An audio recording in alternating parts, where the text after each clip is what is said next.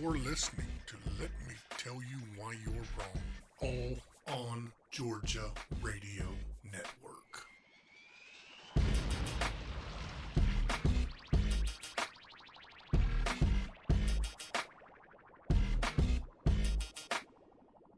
Welcome to episode 105 of the Let Me Tell You Why You're Wrong podcast.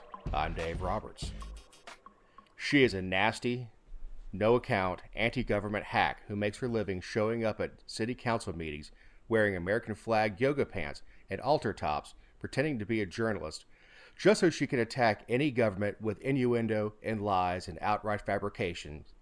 She can't get a real job. No place will have her because of her affiliation with the anti-government anarchist rag that you spew your hateful filth from. Jessica Szilagyi. Hey. That's me. And you. So that's from our old friend Doug Meyer. Lawrence Norville Douglas Meyer III. That's it. Lawrence Melville. That was the name I was looking for, his full name. Yes. He's a peach. Because he's running for Congress in Tennessee's 4th District. Which is remarkable. Yes, he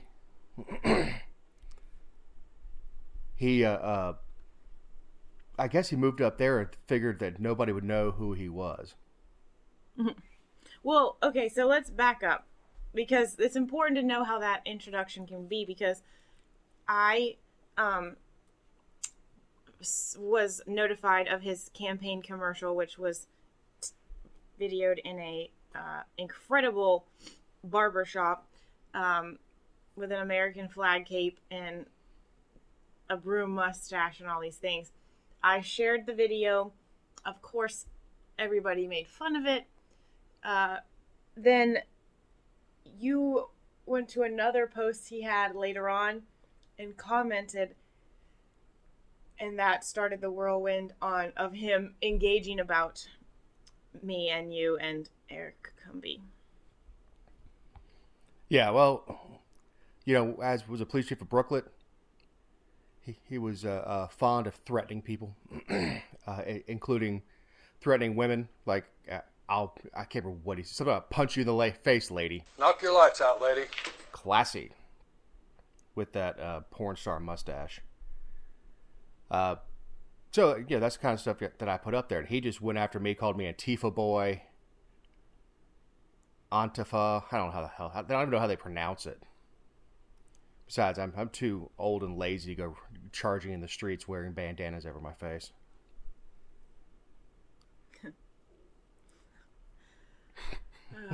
Well, you triggered him for sure. Oh yeah, it was great. And the worst thing anybody can do as a public figure is respond to the troll. Oh yeah. If you just ignore it, let it go a couple days, delete it, it disappears, it's fine. But when you decide you can get into a Facebook fight, you're not going to win. On his cover photo, no less. So, like, yeah, I mean, everyone was popping in on it because it was public. Yeah, well, and he can't block anybody unless it gets personal. Well, I guess he's not truly elected. I guess he could. He could, but he's a fool. So how was your week? It's been all right. The legislature's back. So they are back. Just ruining lives left and right. I have to apologize to anybody who's going to sit through the next hour with us. I have the flu. This is one of the few advantages to us not being in the same room when we record. So I can keep it to myself, but I'm doing my 7-day sentence in the house. Are you quarantined from Connie? No. She Lysoling went ahead. Yeah. I went ahead and got her on a prophylactic dose of Tamiflu with me. Mm-hmm. You know, I went to the pharmacy. I'm trying to be a super polite guy about this. So I go to the pharmacy, pull up to the drive-thru, give her the prescriptions for Tamiflu, and she says it's going to be an hour. How in the hell it's going to be an hour, I don't know. It comes in a box. Right. You don't even have to count to 10. You grab the box, put the sticker on it, you give it to me. Be an hour. Fine. So I go home, go back an hour or so later, and they haven't filled it. They filled Connie's, but not mine. And she says, well, I wanted to talk to you. This prescription is $130. Did you know that? And I'm sitting there with just flop sweat, running a fever. I'm like, I don't care. She goes, we just wanted to talk to you before we filled it because it's $130. I'm like, do I look like I care?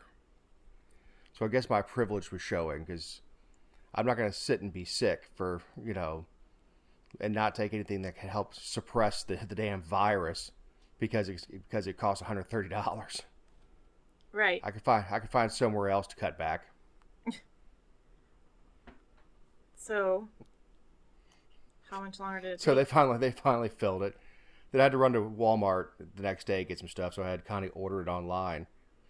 I go up to the pickup thing, I put the tailgate down in the truck, tell the kid, just put it on the tailgate. He goes, what? I said, look, man, I'm sick, I'm contagious, stay away from me, just put it on the tailgate. He says, well, I can stick it in the cab for you. I said, I'm sick. Stay away from me, put it on the tailgate, and just scribble something on the signature line. He goes, well, what do you want me to scribble? I said, anything. He goes, I put a circle, is that okay? Oh my God. Like, a circle is something. Oh my God. Like, I try to protect you and the general public.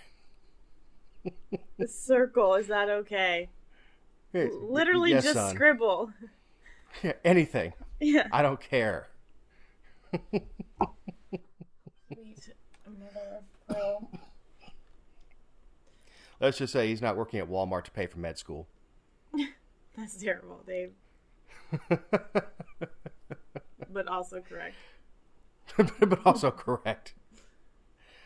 So we have a small update on a previous story. We do? The jungle primary bill is, according to the outline you gave me, we do. The jungle primary bill isn't off the table for good, but it's off the table for the 2020 elections. Which I think is the right thing to do, don't you? Absolutely. We said that a couple weeks ago when we discussed it. I mean, I'm not a fan of primaries anyway, just because of the political party dominance, but whatever. Like, if you're going to change it, fine, change it. Just don't do it for this year right now. Right. Well, you don't change the rules in the middle of the game. Right. So that's good. It's fine if they want to change it. I don't see a problem with it. It's within the constitutional power of the state to dictate how we conduct our elections. So as far as everything else in the bill, I'm fine with it. It's just they're not going to do it in the middle of the election season with the primary now, a month and a half away? Or 2 months away? Yeah. Well, yeah, and qualifying is in 10 days. Right. I guess you'd have to qualify either way. Unless, for a jungle primary, you don't have to qualify till September. That may be the case. Yeah. I like the tag on this one. What are you worried about if you have nothing to hide? Well, that's what they tell us. Right. You could be flagged as a potential suspect in a crime you had nothing to do with solely because you have a Georgia driver's license. So this story came out midweek last week, and it was one of those things, I'm conflicted, so I'm interested to hear what you think about it, because it said that, obviously our photos and everything are in the DDS database, that is cross-referenced and all kinds of things. But a WSB investigation found that law enforcement officials regularly use DDS to run pictures of crime suspects against Georgia driver's licenses.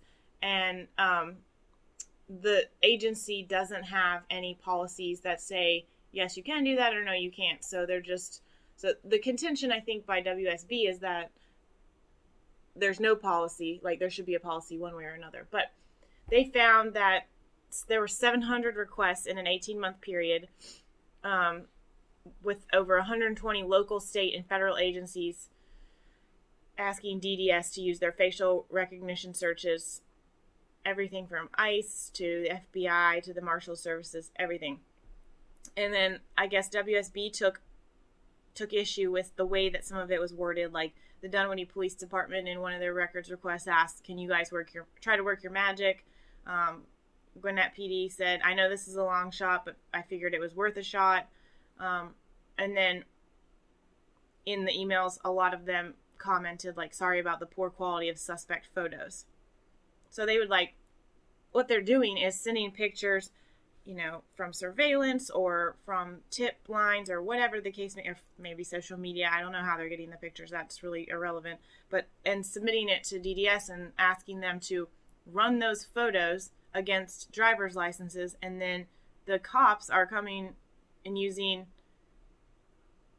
the name and address or whatever they may need to try to track down suspects. So, Dave?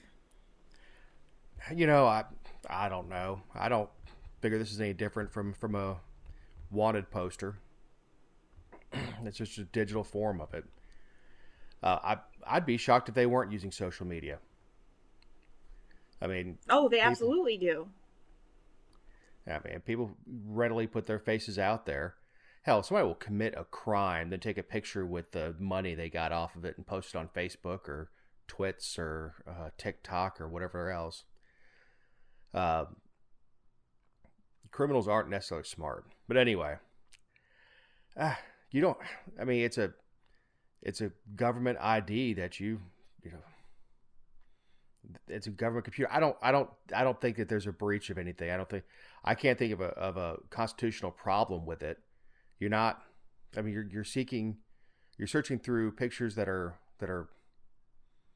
already in their possession and the pictures in the public domain. Will somebody get questioned who wasn't part of a crime? Oh, I'm sure it happens. I'm sure it happens all the time.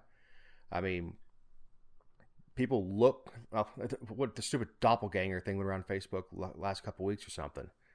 People look like somebody else. I mean, it doesn't mean you're guilty. It doesn't mean you even get arrested. I mean, it may be a phone call. So, but there were mistaken identity as long as there's been identity.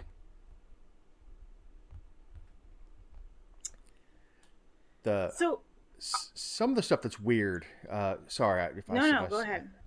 Is the going backwards on it where they saw? I think this was New York. There's a dude that looked a little like Woody Harrelson. And so they couldn't get a match on the poor quality, but since it kind of looks like Woody Harrelson, they went backwards and then tried to match people to Woody Harrelson and found the guy.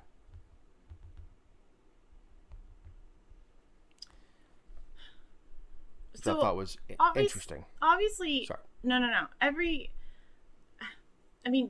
If you go by the driving is a privilege, not a right, and you have a driver's license and that's a privilege and you're consenting and you choose to obtain, you go through this whole voluntary opt-in process. I guess I'm not as outraged because I just assume that no government document is scrubbed or deleted and they're all just using everything they have on us to do this kind of stuff all of the time, and they're they're in the process of recruiting private entities like DNA companies and things like that. So why would they not use a state agency? I guess I'm just not shocked. I still don't think it's right, but they would just argue that it's a tool. I don't think it's illegal or a violation of anything. I do think there should be a policy so that it's limited.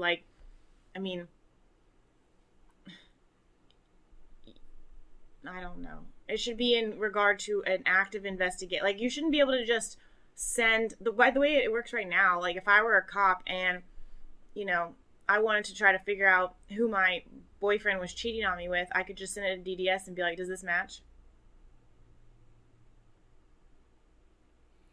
Well, I don't know. The using the resources like that, I'm sure is already against the internal policies. Sure, but DDS doesn't have any paperwork to say, well, can you show us some sort of there's no check there. So it might be against policy, but no one's doing anything. And you wouldn't think it'd be that hard to run a policy. Well, they wrote about all the Puerto Ricans in their test. That sounds awful without reference. You make a reference to the separate driver's test to prove that Puerto Ricans are actually Puerto Ricans and not from another country. Our loyal listeners know what we're talking about, and that's what matters. They matter. Those of you who have skipped episodes, shame on you, and good luck figuring out what we're talking about. Because inside jokes are the best thing for expanding an audio show. Oh, God. But yeah, there shouldn't be a problem coming up with a policy on this. Really should. I don't even think it's that hard to get a warrant. A crime's been committed. But I don't know that you need a warrant for another government agency. I just don't. So I don't think you should have to have a warrant. I'm just saying, like, they should have to fill out a form, or they should just have a protocol that gives some semblance that you give a dang about privacy and procedure. That's all. That's true. Yeah. Yeah, and that something's gonna. It won't change until somebody walks away from court with a non-guilty verdict or having a case thrown out. Then it'll be a travesty, and then people will be running around like chickens with their heads cut off, trying to create this damn policy. So you're right. It should be trackable. It should be trackable. It should be verifiable. But what do I know? I'm on codeine, so not much. So the Georgia House is back, and they have amended the FY 2020 budget, and now heads to the Senate. Do you want me to explain this one? Yeah, this one, because I obviously had to do the breakdown of this for the legislators. So obviously every year they come and do like an amendment. I think they slashed the mid-year budget by $159 million, which props to them. Like, I mean, that's fantastic.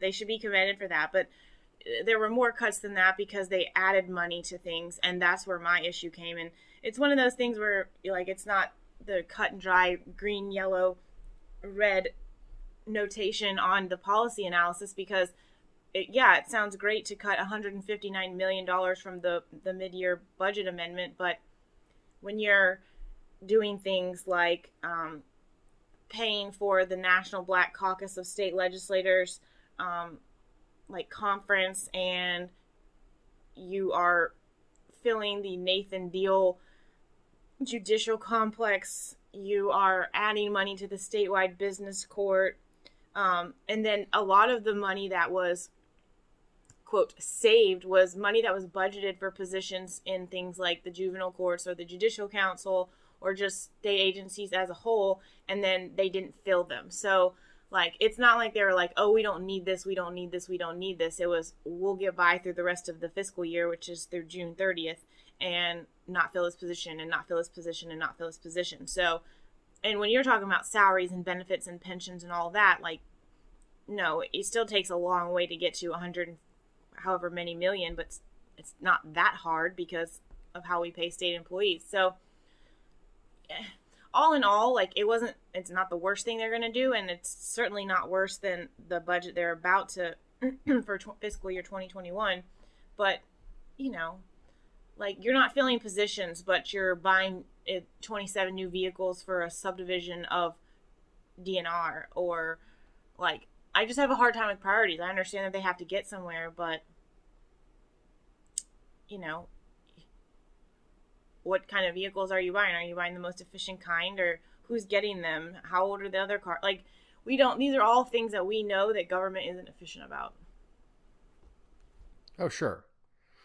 Now, look, at one point, DNR was so broke that the individual rangers were taking their own trucks. because they couldn't buy fuel during some of the budget problems they had.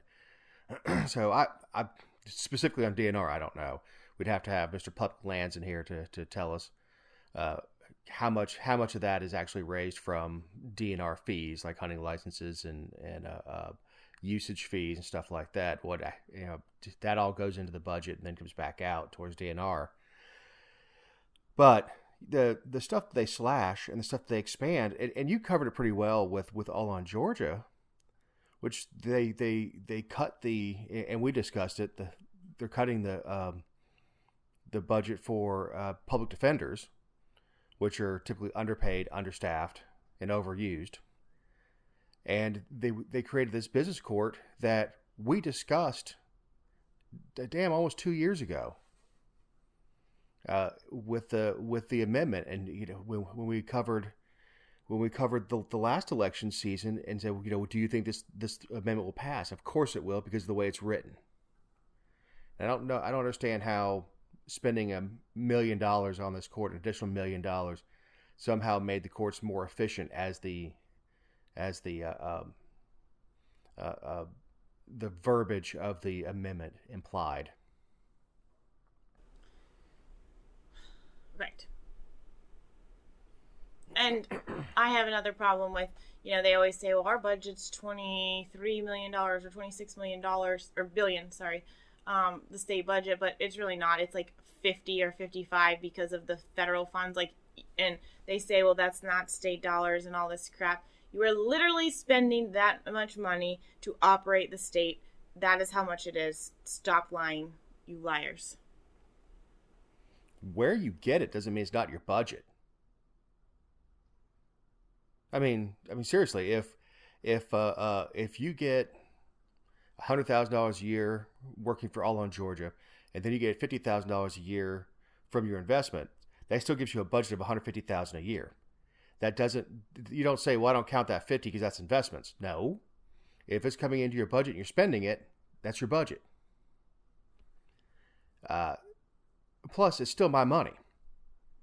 If it comes out of my local tax, my gas tax, my state tax, my federal tax, it's all my money.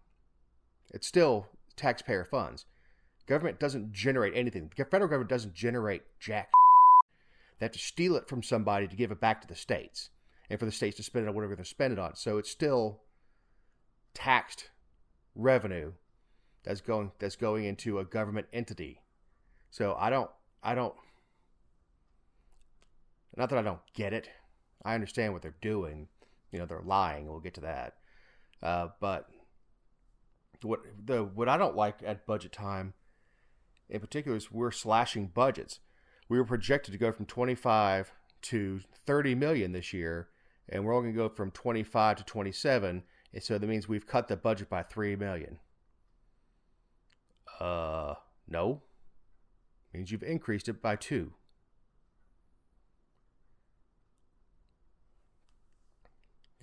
The guerrilla math, the false logic, and purposeful deceit that is inherent in government. I know I'm Antifa boy. Is never more glaring than at budget time.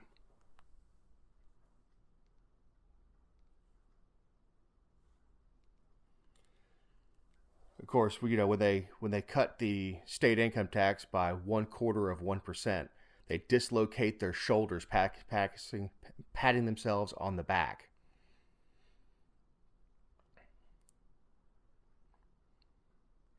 Right, and then they want to throw gross numbers. We've saved Georgia taxpayers, I don't know, $10 million, whatever it is.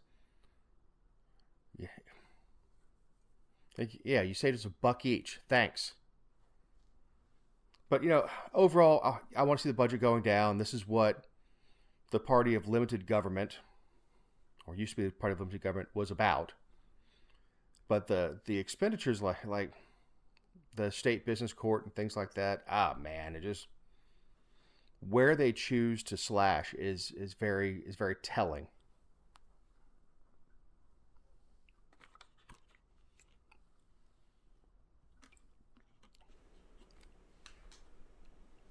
Sorry, Jessica. Ugh. No. It only gets worse. Let me tell you what else is going on. Jeff Mullis, the sponsor of Kegel's Law and the sponsor of the Monument Protection Bill that allows anyone, even if they're a victim or not, to sue the state over a statue falling or being moved or whatever the case, this guy has filed a resolution to make it so that people who are deemed by the Georgia Senate to have lied during the committee process or to lawmakers or in writing or however they deem fit to outline lying in the course of legislative business, they will be sanctioned and prohibited from testifying or being a part of the legislative process. And then if it happens a second time, they're banned for life. So, and Jeff Mullis is from Chickamauga, which is in northwest Georgia. I don't know if it's Dade or whatever, but he's way on up there. But Senate Resolution 459. It was actually filed last year, I think like a day or two before Andy Welch's journalism ethics bill was filed, but that stole the show and got national headlines, so Jeff Mullis's didn't really move. It didn't get any traction, and it was right when session ended, and now obviously like it just is coming back for a hearing. They had a hearing last week, and so that's why this is in the news. So if you lie to a senator, if they determine that you lie, whether accidentally or, you know, regularly or genuinely, I don't really know what the word is, they're going to kick you out of the process, whether you're a lobbyist or the public or an activist. And it only applies to non-members of the General Assembly. And Of course. And they said that they'll be subject to contempt and will be prohibited from presenting further testimony to the body for the remainder of session. Which technically, when you consider that a session term is 2 years, like, I mean, it could be 1 year, it could be 2, but, yeah, and the resolution is, like, less than a page long, and so he wants to make it a thing and then come back and sort out the details of it and the specifics. Now, he was on the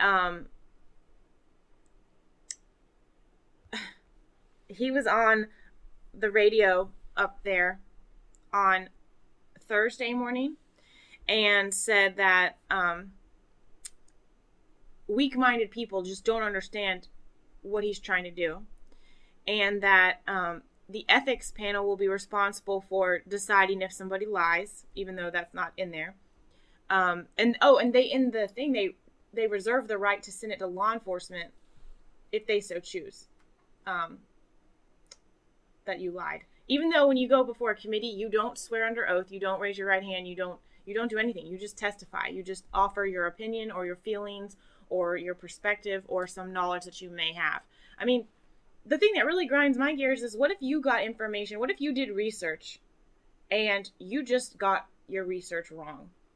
Like, that happens. People mess up and they get the information wrong or they don't understand it, and they could accuse you of lying.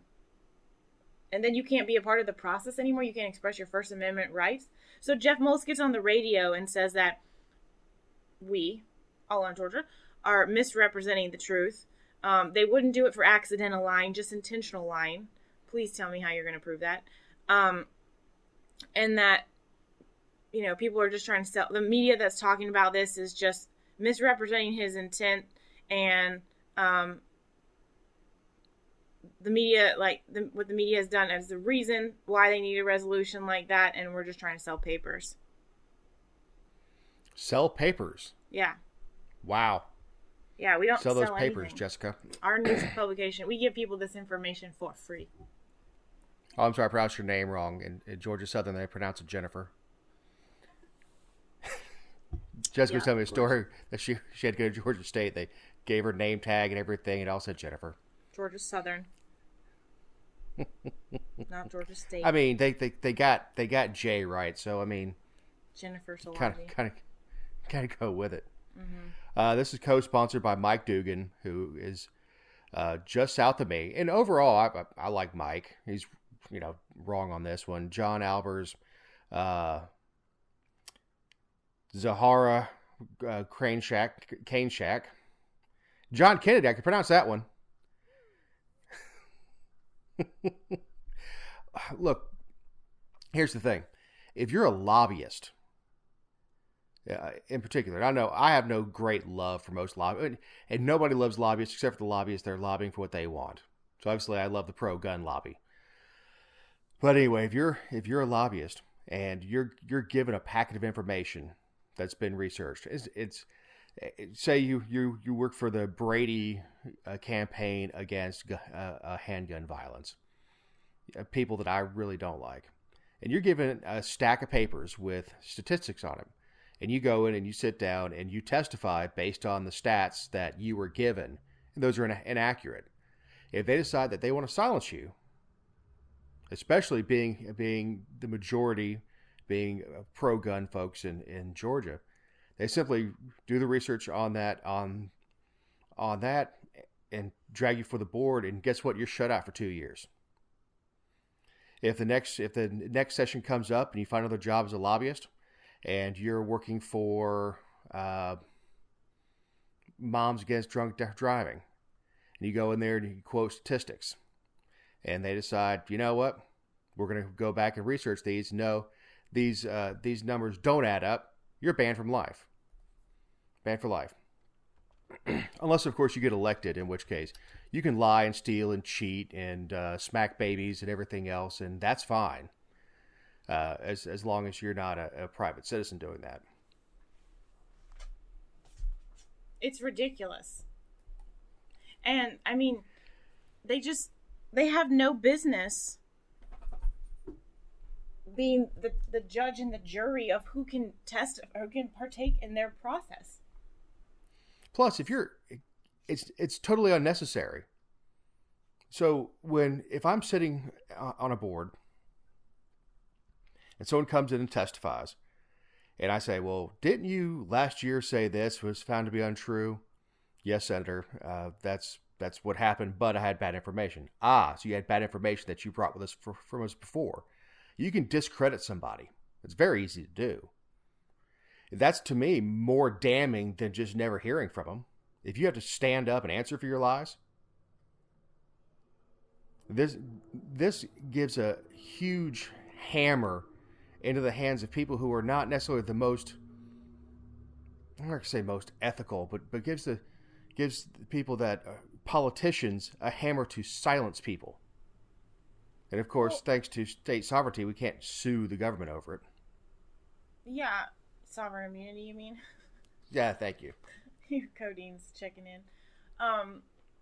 No, it's also saying that our lawmakers are not capable of weeding bad information out, or doing their own research. They just expect everything to be handed to them. Of course, I'm not advocating for lying. I'm advocating for, first of all, the First Amendment, which protects lying. As long as it's not defamatory or slanderous, you can say whatever you want. They have an obligation here to sort through the crap, just like individuals have an obligation to sort through crap media. I mean, come on now. Well, again, if you have somebody who is a known fabricator, get him on a ballot. But if you want to get around this, if you have people swear in to testify, and have it be perjury, and let the criminal justice system handle it, and let them figure out if it was a lie of omission, a lie of fact, or a mistake. That's not the place of the legislature to silence the people. In fact, we had a little disagreement about that in the 1700s. So that the freedom of speech was guaranteed. That's number one. Of all the things that they sat down and said, what do we want to make sure the government can't do? They can't shut you up.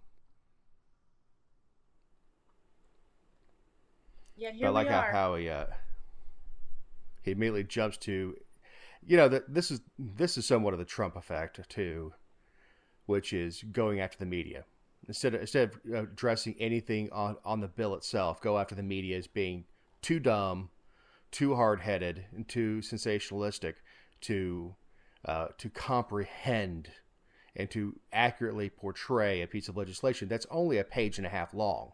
Mm. Right. It's not like we're trying to digest 60 pages here. No, and it's just like to call people weak-minded because they oppose it. Like, okay. I would rather be called weak-minded and oppose your crap than... Easy there, yoga pants, altar top. Mm-hmm. You know, it's you know, to be insulted by a politician is sort of a feather in the cap. Like when an idiot calls you dumb, like, well, okay. Then I'm wearing like a bird on my head. You have many, yeah. But that to be for a politician to call me dumb, okay. Weak-minded, okay.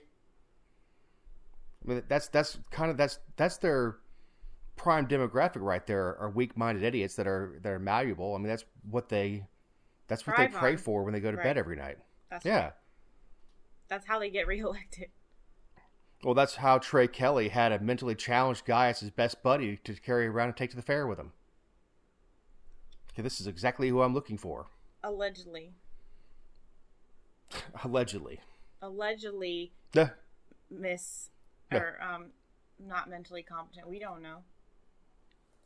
His mama said he's dumb. And my mama tell me I'm special. Goodness. All right, you're going to go ahead and introduce this one. Okay, so... No, your commentary at the top. I can't. It's too...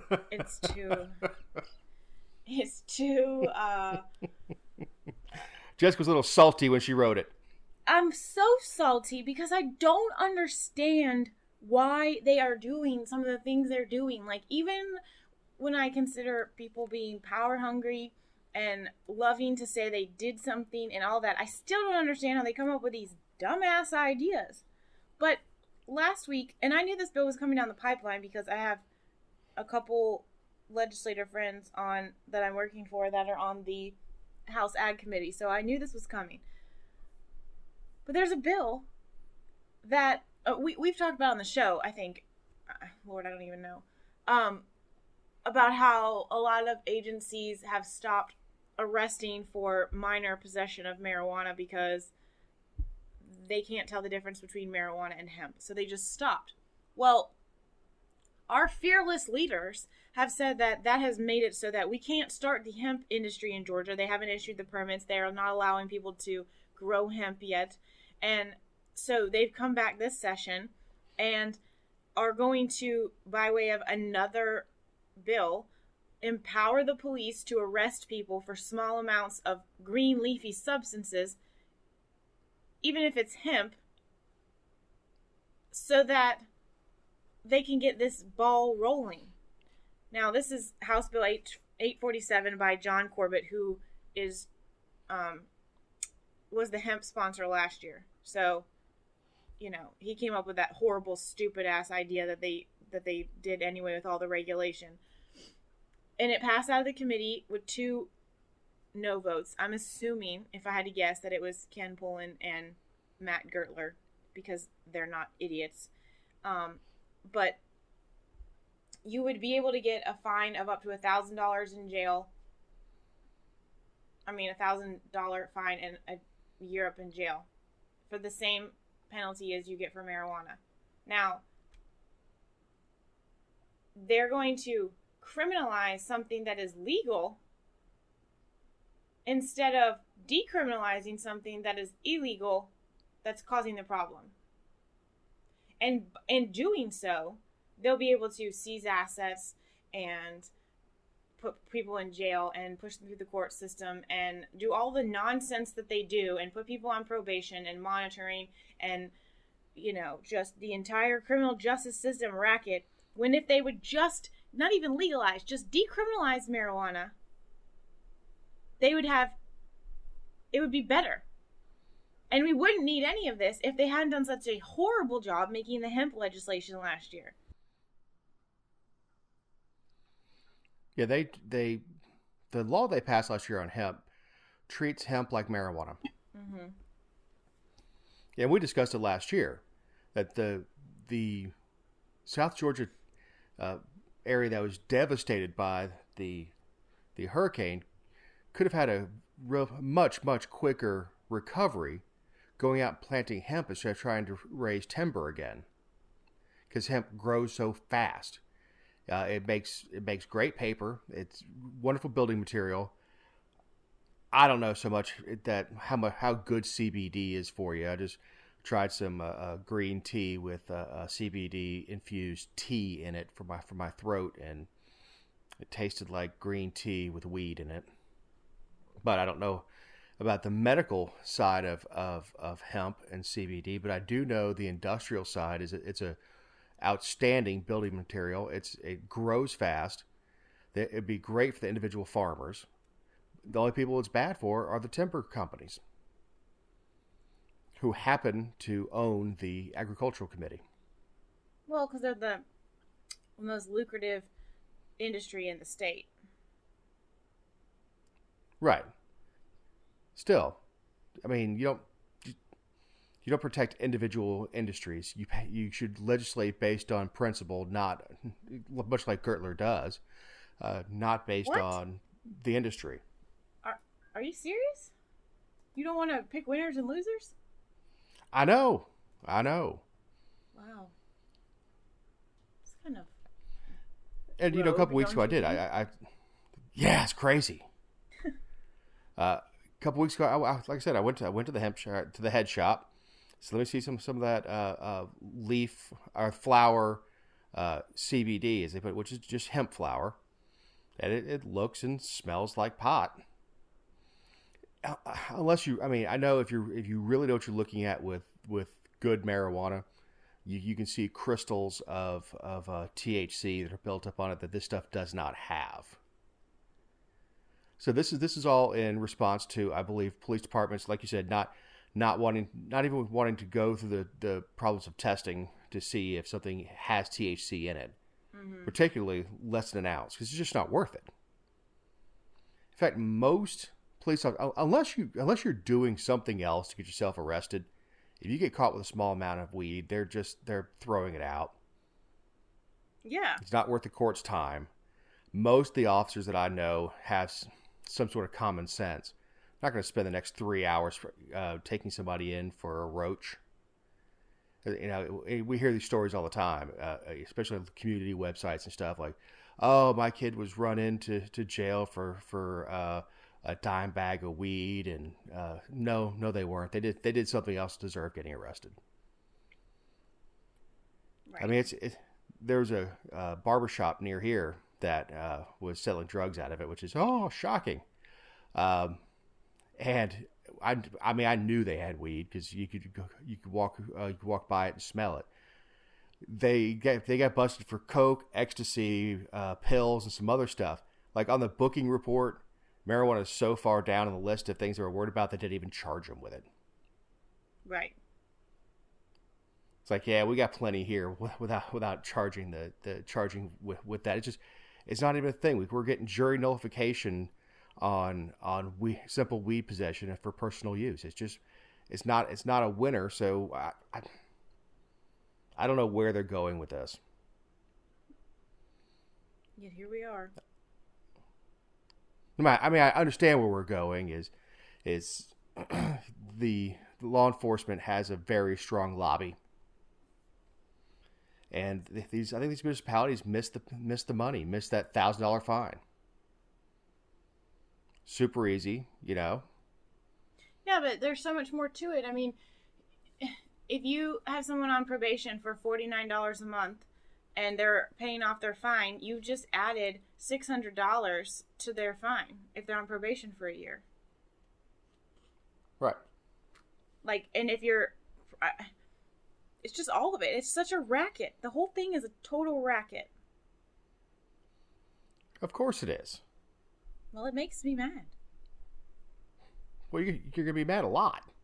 Well, I am mad a lot. That's why the outline is full of cuss words.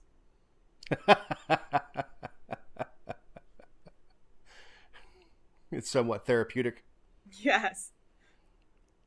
Like every once in a while, I'll type something out on Facebook and delete it. Like, I'm not going there. That. Yeah. Yeah. Then sometimes bourbon makes that impossible. Of course. Like Ron White said, at that point I had the right to remain silent, but not the ability.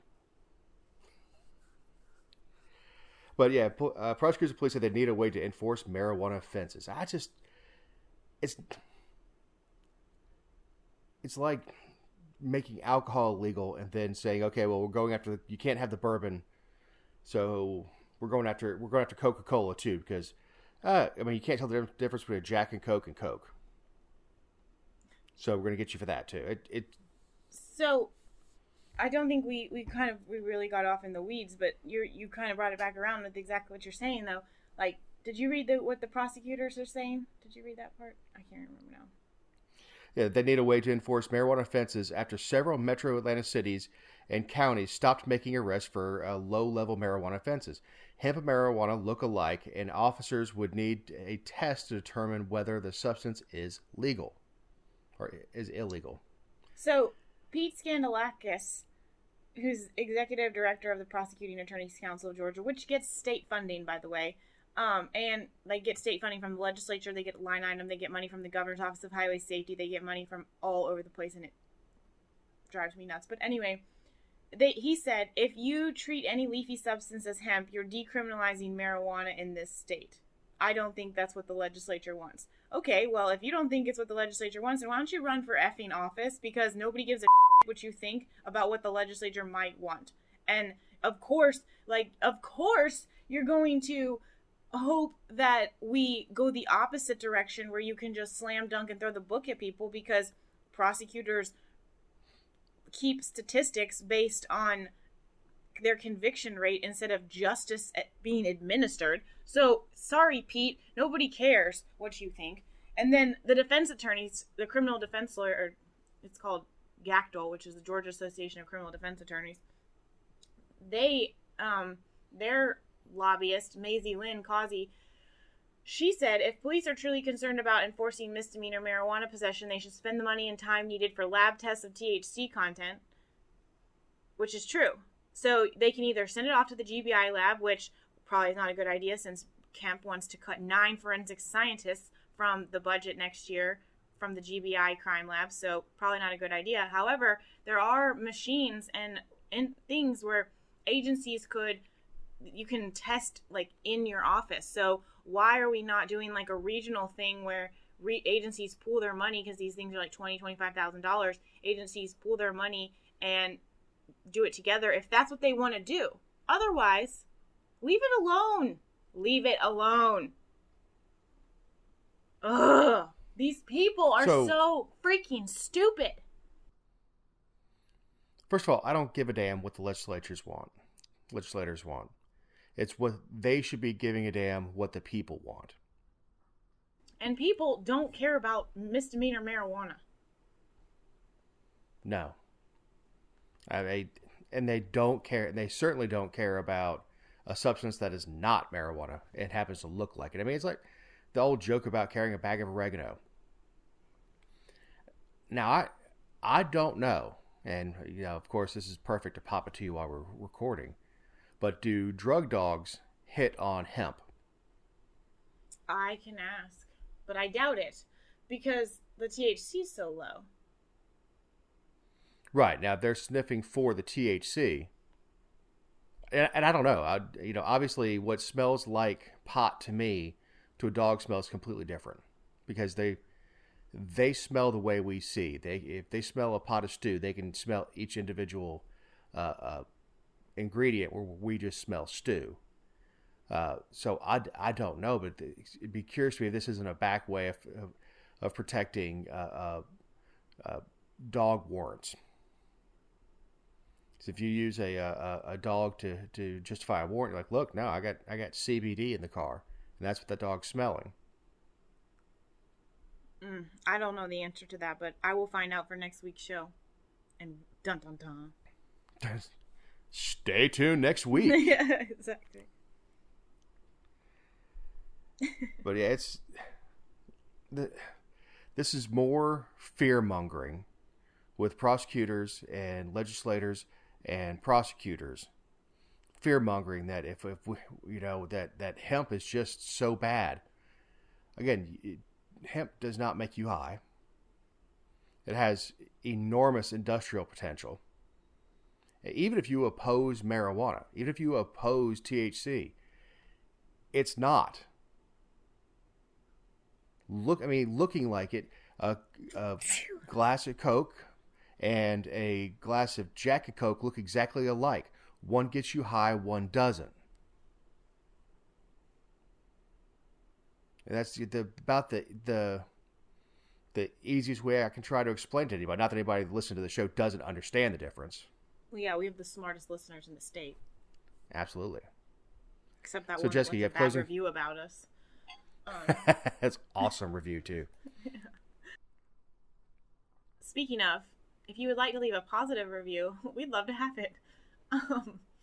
But my closing thought, the recess bill is back by Demetrius Douglas, and God bless him. I mean, this is the 4th year that he's proposed this. Last year, it finally made it out of both chambers, and Kemp vetoed it, citing local control, which I just totally disagree with, because we dictate this stuff like top down all year long and tell our schools what they can teach and what they can't. But honestly, like, they had the votes in the Senate, and I think only 7 people voted, maybe 10 people voted against it in the House, and maybe 2 or 3 in the Senate. And I just feel like they could have done an override on the veto, and that would have been a more respectable thing to do. But instead, now it's going to get less support, even though it's a bipartisan bill. And I'm just disappointed to see that that's the route they went, because there's going to be people who are going to be like, oh, well, I don't want to go against the governor. So it's going to look like it's dwindling and Kemp's ruling the roost, when they had the votes to override and they just didn't. So I'm disappointed. I think kids should get recess. I think kids should be kids. I think Kemp was wrong and everything sucks. So what about your closing thoughts? Well, he did get rid of the some of the standardized testing at the state level. Well, I mean, he's going to get rid of this testing, but none of these kids can read. They're all going to end up in the court system, but they're not going to have public defenders, so whatever. The test doesn't prove they can read anyway. But getting the test out of the way, you'd think, would allow more time for the youngins to move around, to get their wiggles out. Get their wiggles out. Get the wiggles out. But you covered it before with these kids with especially the younger kids with discipline problems. A lot of times it's energy. They need to get it out. So I don't know, not being an educator, not having kids, but being a keen observer. Little kids have a lot of energy. I know that's stepping out on a ledge on that one. Yeah. These have been our opinions, and not necessarily those of All on Georgia. Ah, yes. Or anyone not offering commentary on the show. All right, for all the team politics people who I get emails all the time or messages all the time, people, oh, but we have to keep an R in there. We have to keep the Republicans in there. We have to, as much as we see on Mike Bloomberg, anti-gun, wanted to make baby formula essentially a class 2 narcotic, where you would need a prescription if a mother was not able to nurse naturally, eliminating large sodas. So all these huge statist things. Mike Bloomberg first ran as a Republican. Wow. And was elected first term as a Republican. Are you serious? Yep. It was shortly after 9/11. Giuliani was hugely popular. He wanted to get elected. He ran as a Republican. And you couldn't find anybody. No, I can't say you can't find anybody. You'd be hard pressed to find too many people at that level that are more statist than Mike Bloomberg. Mm-hmm. This is the same guy who used the term "throw them up against the wall" and pat them down when talking about young minorities. Really, and you get a certain visual when you say "up against the wall." Yeah. So all these, he also sued Adventure Outdoors in Smyrna, huge lawsuit, because of guns that were purchased at Adventure Outdoors that eventually made their way to New York. And the Wallaces, I believe, won that, or it finally got thrown out of court. So as you're watching his policies, remember he was a Republican because he wanted to get elected. And when you start looking around at your state reps, your state senators, and your congressional candidates and your senators, is how many of these people are wearing a tag R, because that's the only way they can get elected. Yeah. So that's my closing thought. That's a great one, Dave. Great job. through the haze of the flu and codeine, something coherent. Yes, good job. Way to go. For Jessica Szilagyi, for Eric Cumby, I'm Dave Roberts. Have a great week.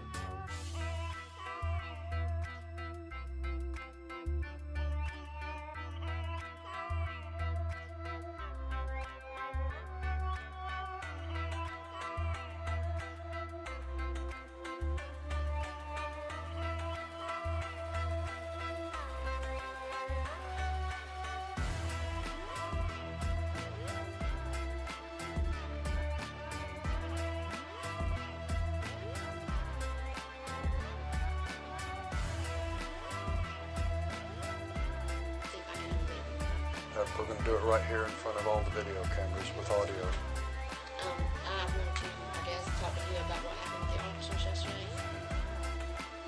You want to talk to me about what happened to my officers. We're on video right now, and I'm going to record everything that ever happens with you ever again, because what you decide to put out on the streets. The female who was driving that car with those two children should... Okay. Can you tell me who to talk to with the counselor's office? Because I knew that this would cover up for his buddies. Okay, lady, this is now over. Criminal trespass. You leave now, or you're going to go to jail. Who I could talk to? You step outside here right now. Do not touch I'm me. telling you to leave the building. You're making a disturbance. I'm telling you, do not touch Do me. it now, lady. Can you tell me who I could talk to from the counselor's office? Get over here, Dutton. Leave the building. You can wait for the councilman out here. He already knows. Leave the building now. I'm waiting for her to hand me the number. I will give you the number. Step out of the building. Trust me, he's on his way. Leave the building. In the future, we will not have any mercy or any toleration for y'all's constant breaking of the law and blaming it on the police department. Leave the building. Come on. Come on. Do it now. Come on. I was talking to her, not to you. The news. Come on, let's go. This is just more I can add to it.